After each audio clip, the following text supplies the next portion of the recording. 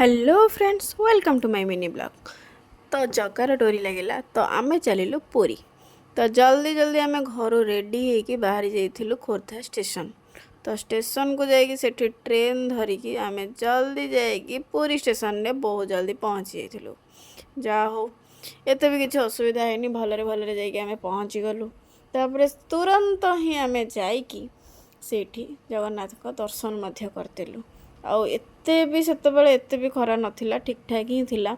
किंतु तापरे धीरे धीरे एते लंबा लाइन थिला, लाइन ने एते लागिकी माने एते गरम रे माने आमे पूरा ये हो जाइथिलु, सिजी ही जाइथिलु कहया गले।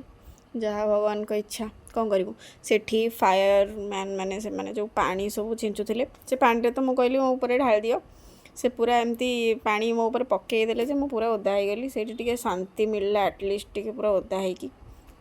तापर एमती ही किसी जगन्नाथ को बहुत सुंदर भाव में जगन्नाथ को दर्शन होइकी अबड़ा खाइकी तापर आम आसी जाइए। जो वीडियो रे आपन गोटे खाइबा देखिले, से जो फ्रूट देखिले ता ना जदि आप जानते निश्चय कमेंट जणे। ता नाटा मुझे पचारि बट भूली जाइए। तो एबे रथ काम भी स्टार्ट हो जाए, बहुत जल्दी आसी रथ।